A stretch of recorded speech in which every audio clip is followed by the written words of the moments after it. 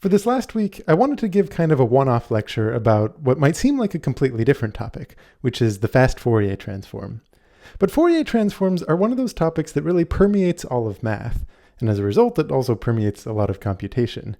If you look back to the very first unit that we did, we were talking about image processing. And one of the topics in there was convolutions.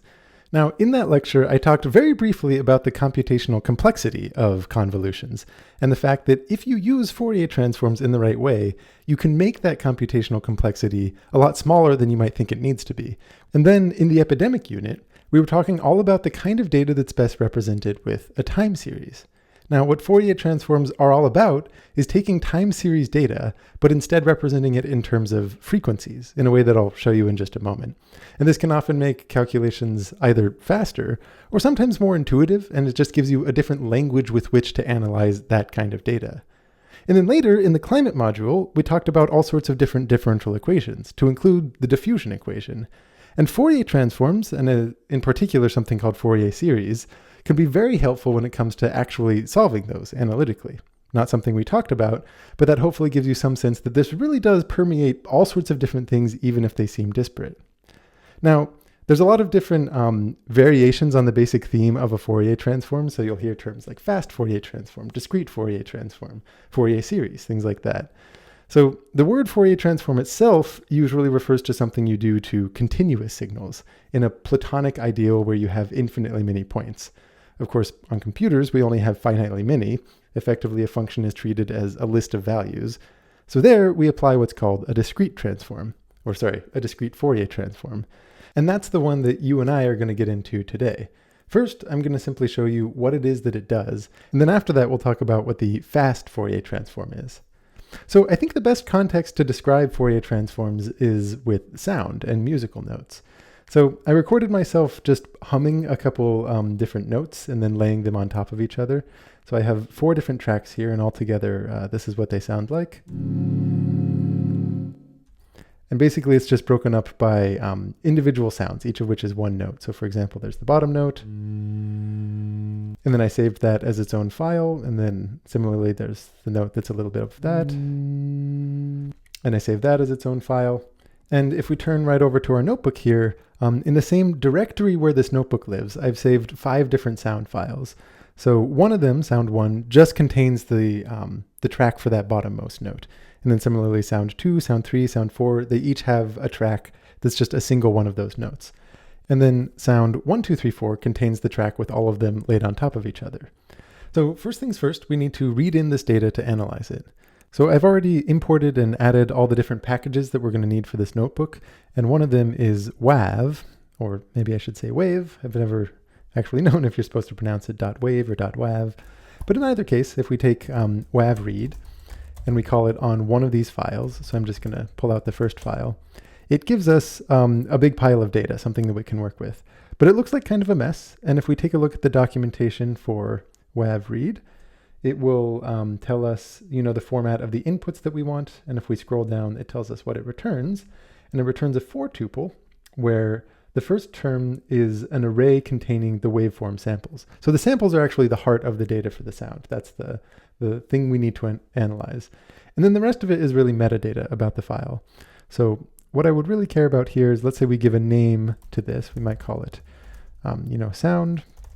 And if I pull out just the first element of that sound, then it's an array, and it looks like it's a pretty long array. It's got 90,000 different elements. So if I plot this, then we should get a plot that looks kind of like a waveform. And because it's just this constant volume hum, what we're looking at is just the fact that it fades in, stays at a steady volume, and then fades out. And if we were to kind of zoom in on part of it, so it looks like it really starts getting to go at around 20,000 as an input. So we might set our X limits to be 20,000 and go up to 22,000, let's say, and see what that looks like. Oh, it says XLim is not defined, right? Because I'm setting that as an argument. Or is it XLims? Okay, yeah. So XLims. And what we see is that it looks like a wave. It's not a perfect sine wave because, a human voice is not a synthesizer, but it gives some kind of wave with a certain frequency. And if we were to look at a different one of the sounds, we might see a different frequency. So let's go ahead and prepare ourselves to do that. Here I'm taking sound to just be one of those files, but let me broadcast that over all the files and call it something like sounds, so that we'll have multiple different ones. And then what I'll do is just pull out the signal that we actually care about. So the signals are each going to be, that first element from the sound. For sound in sounds, my list of sounds. And then here, the thing that I'm plotting is one of the signals. So I'll maybe say signals 1. Great. But now I've actually pulled out all of the different signals. So I can also do it for the second sound, or the third one, which were those hums at different frequencies. So if I plotted the second signal, and it's got the same x limits, we see that it looks very similar, but it's at a higher frequency. And then similarly, the third signal is an even higher frequency. It oscillates more times per second. And the fourth signal is an even higher one. And then the last one, which is all of them combined on top of each other, looks more complicated. It's not as simple as a single sine wave.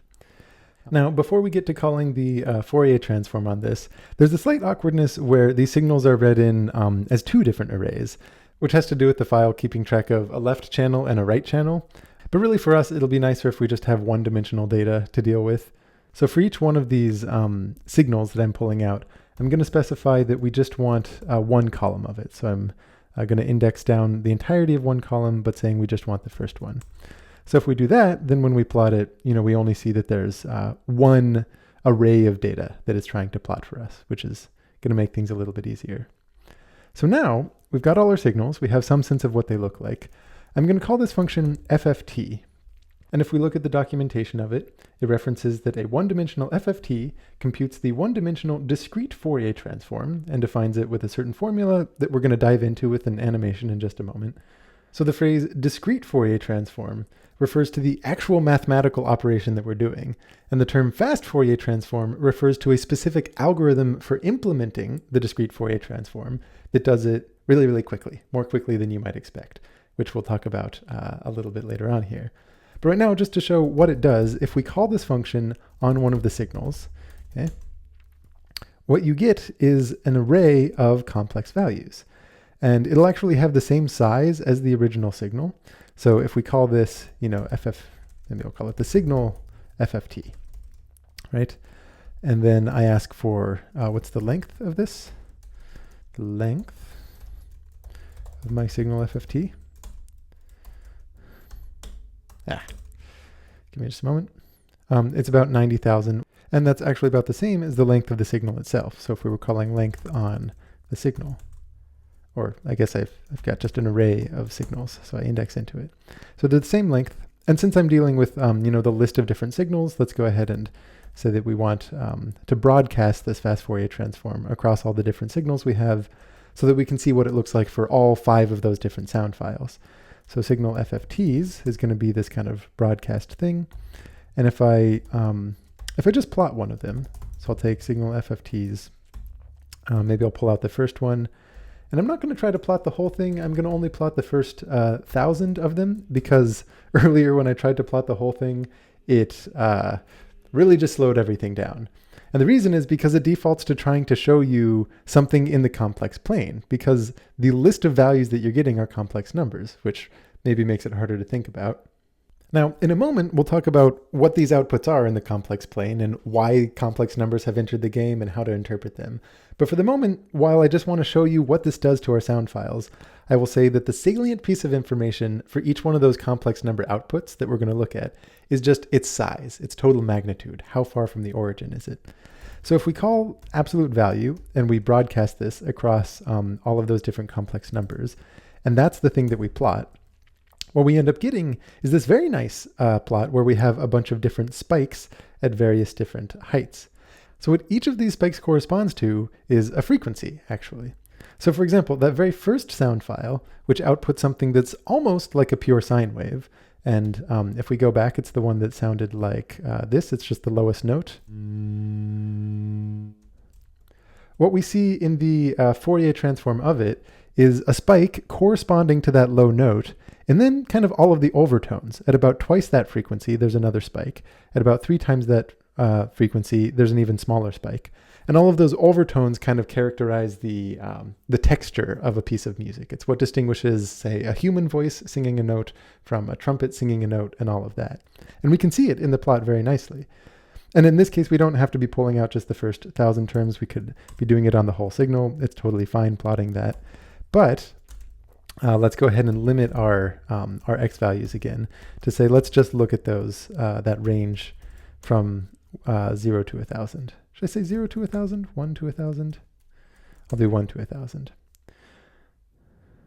Oh, I just haven't put in enough parentheses. Okay, so now let me add to this plot the Fast Fourier Transform of the second file, the one that contains a note that's just a little bit higher. So for that, I'm going to make the first argument to this plot function a list of different values. So I will have it be a list of the signal f of t. Signal f of t's. I'll just say I for I in a range from 1 to 2.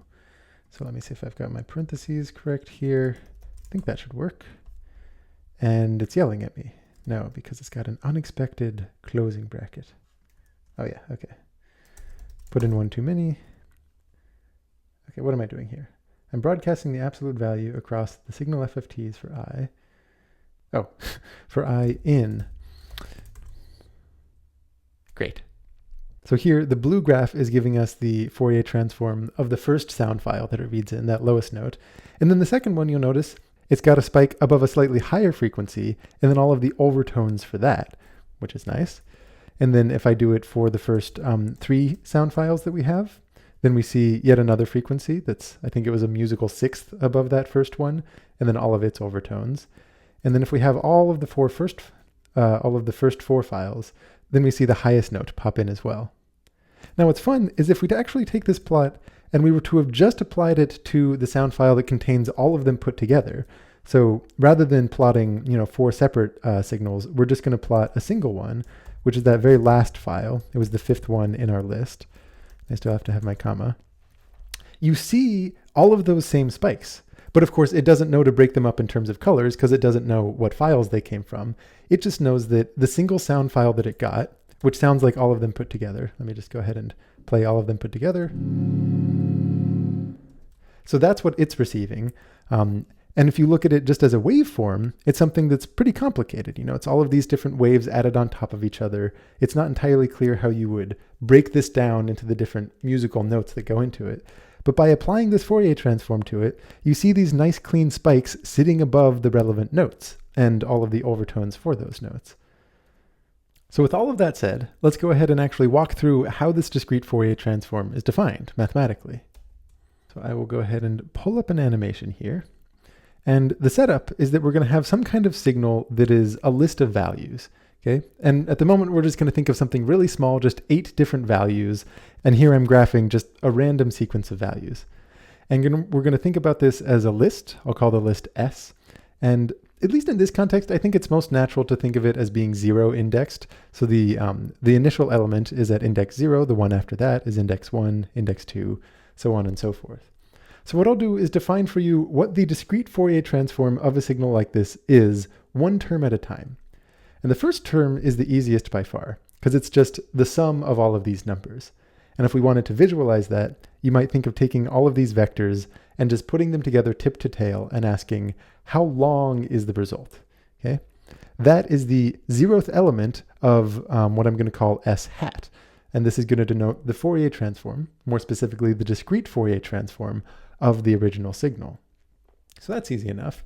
And things start to get a little bit more complex as we get to the other terms, quite literally, because we're going to start visualizing it in the complex plane. And this looks like a lot at first, but we're just going to break it down one piece at a time.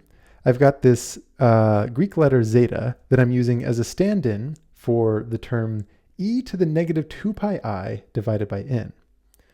Now, whenever you see e raised to a purely imaginary number, this refers to a complex number that sits somewhere on the unit circle, somewhere a distance 1 from the origin. And what's in that exponent describes for you the angle. So in this context, the capital N is referring to the length of the list. So in this context, N would be 8 because there's 8 elements in our list. So the angle would be negative 2 pi divided by 8, which is an eighth of a turn around the circle, but walking clockwise.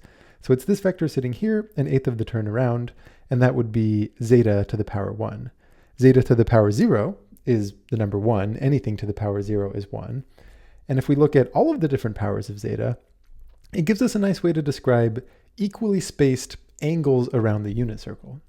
And the whole idea of Fourier transforms is to take some kind of signal and sort of walk it around a circle, but at various different frequencies, like you'll see in a given moment.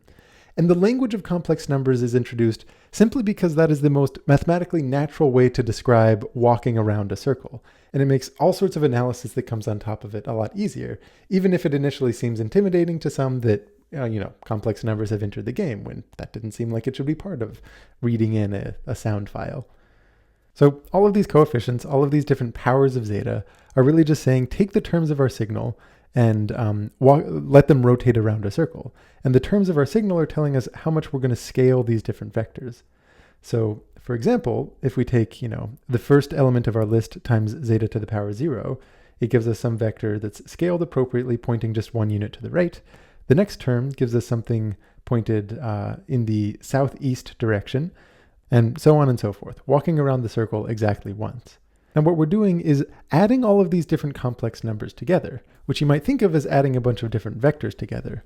And a nice interpretation for that is to think, what is the average value for all of these vectors? It's kind of the center of mass location for where all of their tips are. And then the sum as a whole is just going to be some scaled version of that. And that can help you think about in what circumstances will this total sum be small versus when it's big. So for example, let me show you a circumstance where that sum would be rather big. Let's say the original signal that we took in was something that looked kind of like a cosine wave. It starts off high, and then halfway through the signal, it becomes rather low. And then as it gets towards the end of the signal, it ends up high again. What that would mean for our vectors walking around the circle is that the one pointed to the right is rather long.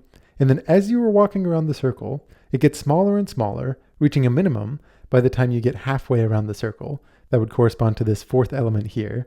And then after that, it starts getting bigger and bigger. Now, when you take the sum of all of these, because it's so lopsided, you'll get something that's very large and pointed to the right. And the fact that it's very large would be telling you that this signal behaves like a cosine wave whose period is the entire length of the signal. It starts high, it goes low just once, and it ends up high again. It's in that sense that this would be pulling out kind of a low frequency term for the signal as a whole. Now, if you were to take in something else that has that same period, for example, something like a sine wave that starts off at the middle value, then goes up, then goes down, and then goes up again, you get something that's lopsided. It would be pulling out that frequency from it. But if you think through what's happening to all of the vectors, the point where they reach their maximum would happen at a different angle.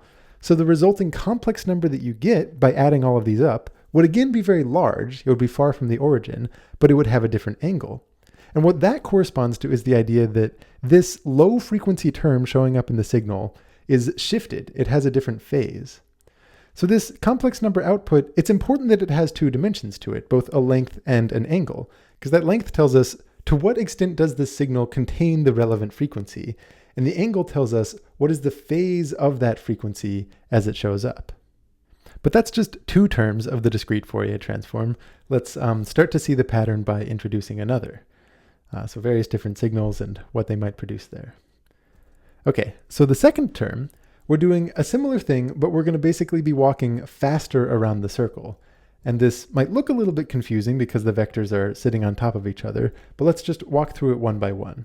The first term is the same as it has been before. It's always going to be this zeta to the power 0, which is just an overly fancy way of saying the number 1. But we write it that way so that it fits the pattern.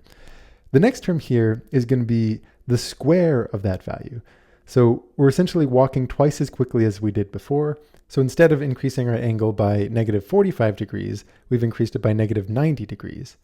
And then the term after that, it's going to be the fourth power. So here we're walking up in even numbers, 0, 2, 4, 6, and so on. And the fourth power in this context brings us all the way to the negative 1 direction. That's just because we have a small signal and there's only 8 terms in it. So 4 is all it takes to get halfway around. And in general, it keeps walking around. And this second term of the discrete Fourier transform corresponds to having our vectors walk around the circle exactly twice. So again, I want you to think about in what circumstance would the sum of all of these vectors, who have now been rotated in a slightly different way, end up rather large? And kind of the quintessential example of a signal where that sum would be large would be, again, if we have a cosine wave, but this time one that has a higher frequency. So here it would be if our samples started high, they went low, then came up high again by the time you're halfway through the signal, and then went through that same cycle, down to low and then up to high.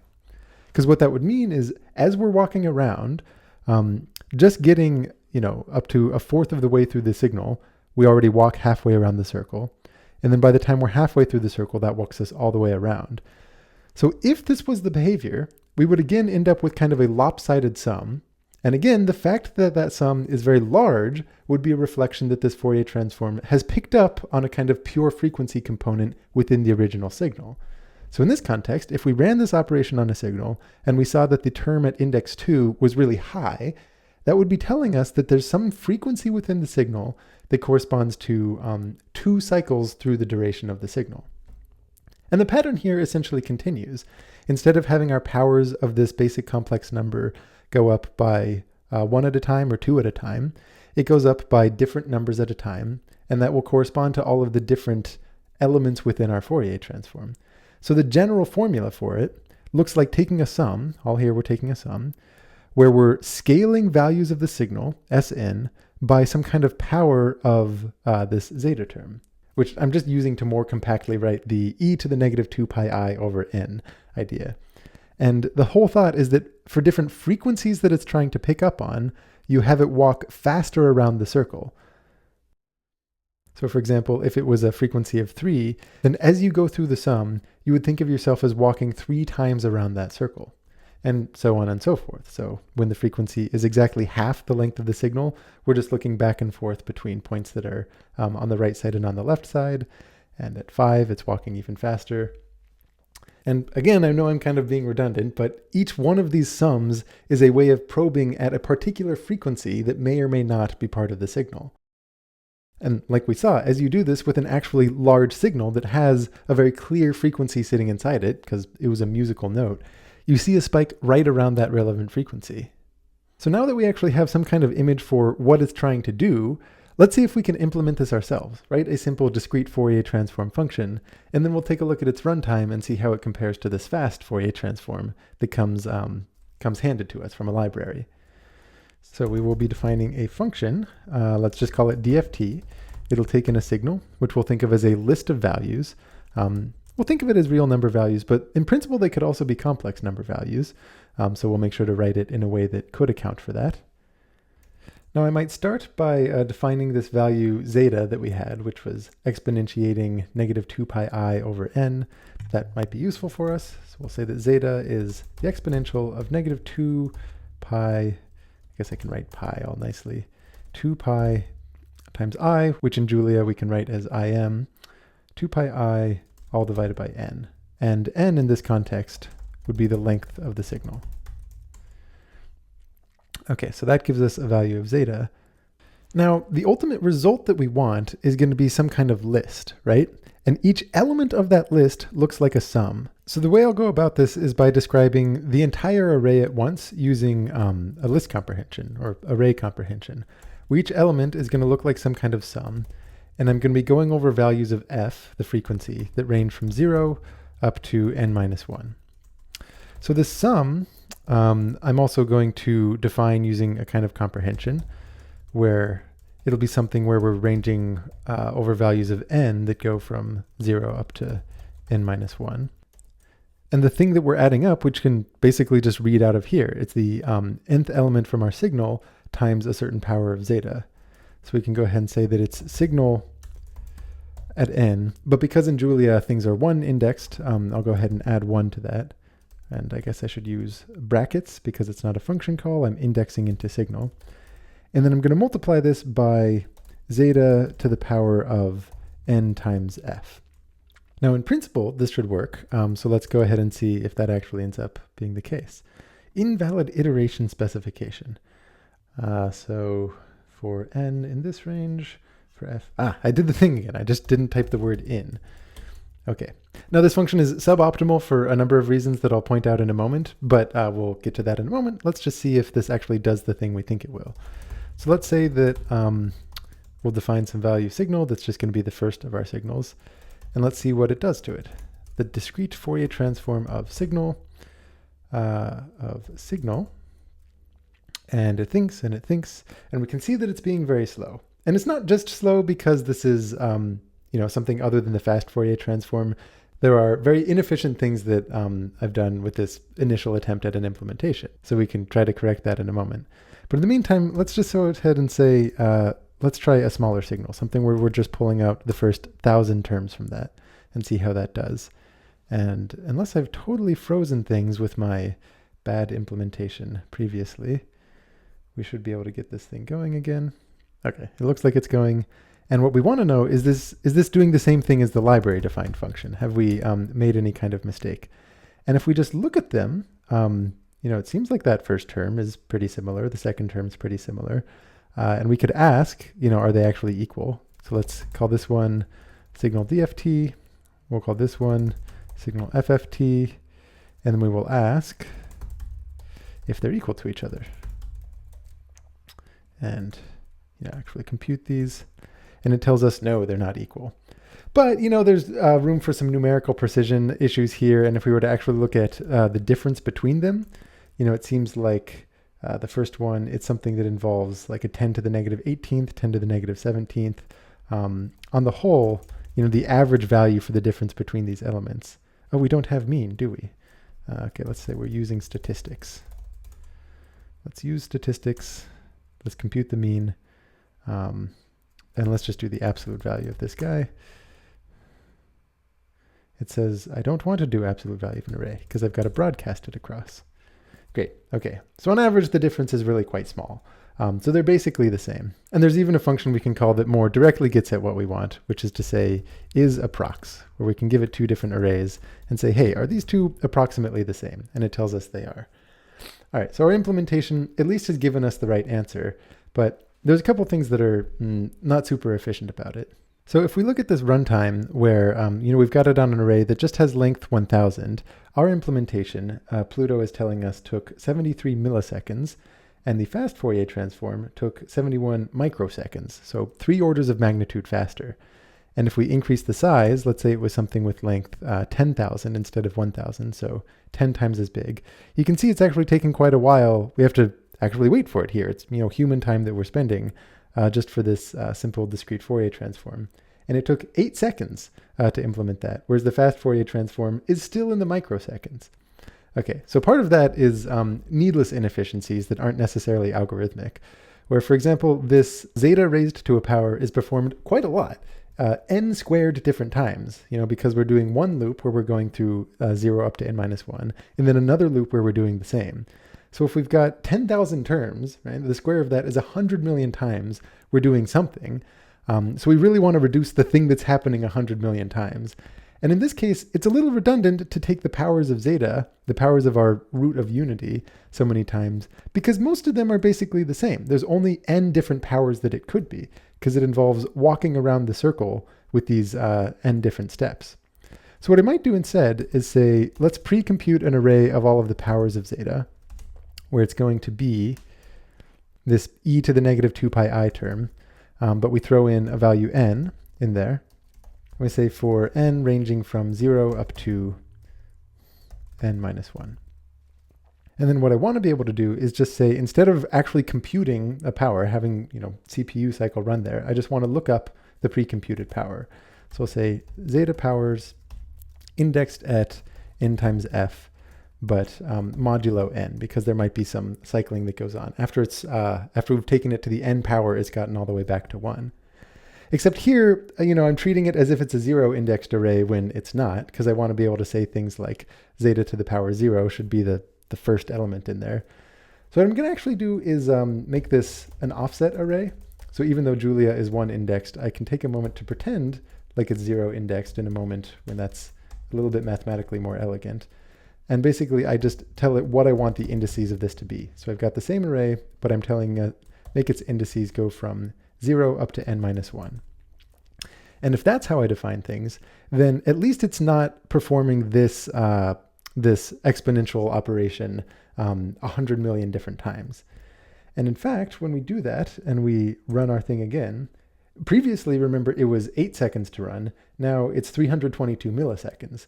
So much faster, but still nowhere close to the fast Fourier transform, which is still in those microseconds. And you really start to feel this as soon as you scale things. Because here, we're going up to 10,000 elements. But if we went all the way to the end, and what is the length of this array? The length of the signal is, I guess we have to wait for it to compute the other things that we're waiting before we get the length, is around 90,000, I think. So another roughly order of magnitude increase. Here we're seeing, again, it's human time that we have to wait. We're thinking in terms of seconds for this discrete Fourier transform to actually compute. And this is even after we made the, oh, wait a minute. How is this thing running? I've just left this blank zeta equals up there. Did it actually redefine the function the way I wanted? Now I'm wondering. Well, in either case, I have to wait for everything to load because this is the non-fast Fourier transform applied to a meaningfully sized array, 90,000 elements. Not the biggest thing you'll find in the world, but meaningfully sized. And we're waiting for it. Okay, so the fast Fourier transform took 14 milliseconds. So at least it got out of that microsecond range, but it's still a very quick operation. And we're waiting, still just human seconds passing by, twiddling our thumbs as the discrete transform implemented the naive way takes its sweet, sweet time. So how long did that take? 42 seconds. 42 seconds we had to sit here twiddling our thumbs while it computed the discrete transform of an array with a mere length of 90,000. And this roughly makes sense again because we're doing these two different loops, each over something that's the length of the array. So if we take the square of that length, it means that this is the number of steps that it requires taking. So what is that? We're in the millions. We're in the 8 billion. So our implementation is O of n squared. And it's the first one that you might think to do. Now, what is a wonderful fact that is kind of surprising is that it's possible to do this discrete Fourier transform with an algorithm that's only O of n log n. So it scales much more nicely. This is what's known as the fast Fourier transform. It's so commonly used that throughout computer science, people don't even really say discrete Fourier transform. They just say FFT to refer to the mathematical operation because it's like, why would you use any other algorithm? FFTs are Fourier transforms. And while I don't have time to go into the details of how that FFT algorithm works here, it is the case that I actually stumbled across a video from a relatively young channel earlier this week that gives a really beautiful description of fast Fourier transforms as an algorithm, giving you kind of the insight for where it came from. So it's a 30-minute video. It's on a channel called Reducible, and I highly recommend it if you want to get into more of the details. And one thing that's really nice is he describes it in terms of polynomial multiplication and motivating it by that. And I don't know if you'll remember, but back in the in one of the earliest lectures of this class, I was talking about convolutions. I mentioned how convolutions themselves, where you're imagining having the signal kind of walk its way along an image, and you're doing this product of all the terms lining up with each other and adding them together, that you can think of that in terms of multiplying two polynomials, where if you do take one polynomial times another, and you ask what are all of the relevant terms, a nice way to think about it is to imagine reversing that first polynomial and kind of letting it march across, where the first constant term just looks like multiplying the two constant terms. The next linear term involves multiplying two things, and adding them together. And if you expand out the full product of these two polynomials and really think through what's going on with all of the different terms in front of the different powers of x, it's effectively a convolution between the two signals. And it might not feel like a total coincidence that Fourier transforms would be relevant here, because if we look at the definition of our discrete Fourier transform, especially when we write it with just a zeta compactifying all of this e to the negative 2 pi I stuff, each one of these terms is essentially a polynomial. It's a polynomial in zeta, and we're evaluating it at various different possible inputs there. So to take a Fourier transform and to evaluate a polynomial are essentially the same things so long as the points you're evaluating on are certain specific roots of unity. And it turns out you can take that as an insight to get yourself towards this fast Fourier transform algorithm. And again, this video does it much better than I'll have time to do here, so I'll just go ahead and point you to that. But it's a wonderful way to tie all things together.